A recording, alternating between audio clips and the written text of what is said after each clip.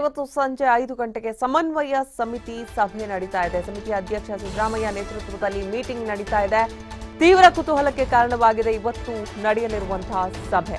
ಬಿಡದಿ ರೆಸಾರ್ಟ್ನಲ್ಲಿ ಕೈ ಶಾಸಕರ ಬಡಿದಾಟದ ವಿಚಾರ ಆಗಿರಬಹುದು, ಆಪರೇಷನ್ ಕಮಲದ ವಿಚಾರ, ಬಿಜೆಪಿ ನಾಯಕರ ಸಂಪರ್ಕದಲ್ಲಿರುವಂತಹ ಕೈ ಶಾಸಕರ ವಿಚಾರ, ಇನ್ನೊಂದು ಕಡೆ ಅನುದಾನ ತಾರತಮ್ಯ, ಕಡಿಮೆ ಅನುದಾನ ಕುರಿತು ಕೂಡ ಸಭೆಯಲ್ಲಿ ಪ್ರಸ್ತಾಪ ಆಗುವಂತ ಸಾಧ್ಯತೆ ಇದೆ.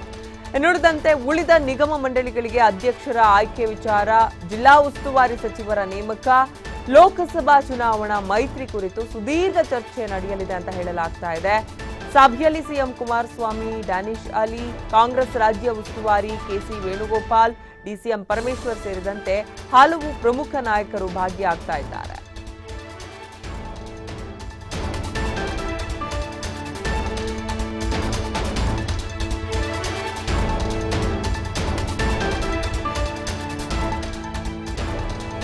ಇವತ್ತು ಸಂಜೆ 5 ಗಂಟೆಗೆ ಸಮನ್ವಯ ಸಮಿತಿ ಸಭೆ ನಡೆಯಲಿದೆ.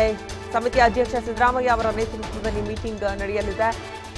ಸಹಜವಾಗಿ ರಾಜಕೀಯದಲ್ಲಿ ಆಗುತ್ತಾ ಇರುವಂತಹ ರಾಜ್ಯ ರಾಜಕೀಯದ ಬೆಳವಣಿಗೆಗಳ ಕಾರಣದಿಂದ ಇವತ್ತಿನ ಸಭೆ ಕುತೂಹಲಕ್ಕೆ ಕಾರಣವಾಗಿದೆ. ಬಿಡದಿ ರೆಸಾರ್ಟ್ನಲ್ಲಿ ಕೈ ಶಾಸಕರ ಬಡಿದಾಟದ ವಿಚಾರ, ಆಪರೇಷನ್ ಕಮಲ ವಿಚಾರ, ಅಥವಾ ಈಗಾಗಲೇ ಬಿಜೆಪಿಯ ಸಂಪರ್ಕದಲ್ಲಿರುವಂತಹ ಕೈ ಶಾಸಕರ ವಿಚಾರ, ಇದೆಲ್ಲದರ ಬಗ್ಗೆ ಪ್ರಮುಖವಾಗಿ ಚರ್ಚೆ ಆಗಿ ಒಂದು ನಿರ್ಧಾರ ತೆಗೆದುಕೊಳ್ಳುವಂತ ಸಾಧ್ಯತೆ. ಇನ್ನೊಂದು ಕಡೆ ಅಭಿವೃದ್ಧಿ ವಿಚಾರಗಳು, ಅನುದಾನ ತಾರತಮ್ಯ ಆಗಿರಬಹುದು, ಕಡಿಮೆ ಅನುದಾನದ ಕುರಿತು ಪ್ರಸ್ತಾಪ, ಉಳಿದ ನಿಗಮ ಮಂಡಳಿಗಳಿಗೆ ಅಧ್ಯಕ್ಷರ ಆಯ್ಕೆ, ಹಾಗೆ ಉಸ್ತುವಾರಿ ಸಚಿವರ ನೇಮಕ, ಈ ಎಲ್ಲ ವಿಚಾರಗಳ ಬಗ್ಗೆ ಕೂಡ ಚರ್ಚೆ ಆಗಲಿದೆ.